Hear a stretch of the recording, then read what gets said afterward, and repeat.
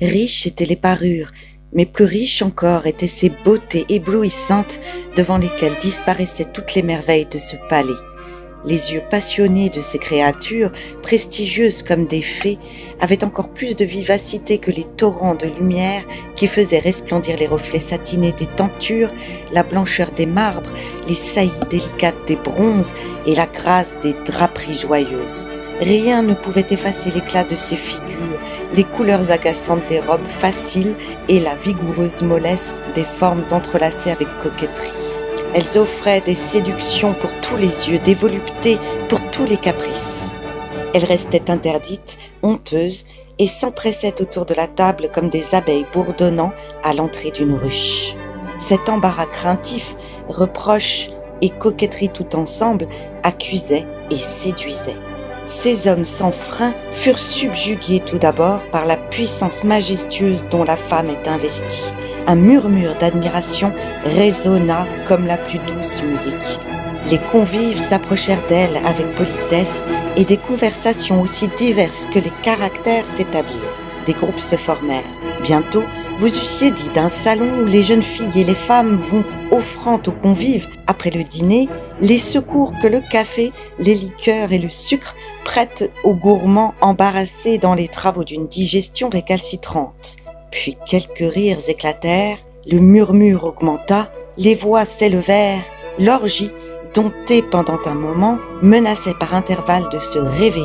Ces alternatives de silence et de bruit avaient une vague ressemblance avec une harmonie de Beethoven.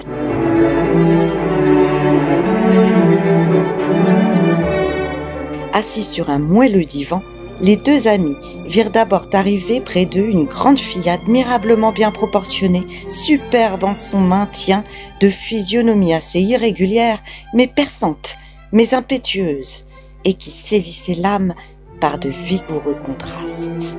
L'œil armé de longs cils lançait des flammes hardies, étincelles d'amour, et la bouche, humide, entr'ouverte, appelait le baiser. Son sein, ses bras étaient largement développés, comme ceux des belles figures du Karache. Néanmoins, elle paraissait leste, souple, et sa vigueur supposait l'agilité d'une panthère, comme la mâle élégance de ses formes en promettait les voluptés dévorantes.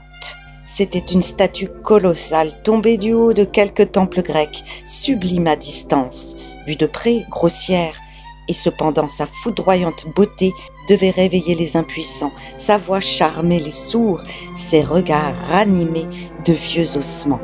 Vêtue d'une robe en velours rouge, elle foulait d'un pied insouciant quelques fleurs déjà tombées de la tête de ses compagnes, et d'une main dédaigneuse, elle tendait aux deux amis un plateau d'argent. Fière de sa beauté, fière de ses vices peut-être, elle montrait un bras éblouissant d'une admirable rondeur et qui se détachait vivement sur le velours. Elle était là comme la reine du plaisir, comme une image de la joie humaine, de cette joie qui dissipe les trésors amassés par 3 générations, qui rit sur les cadavres, se moque des aïeux, broie des trônes, transforme les jeunes gens en vieillards et souvent les vieillards en jeunes gens.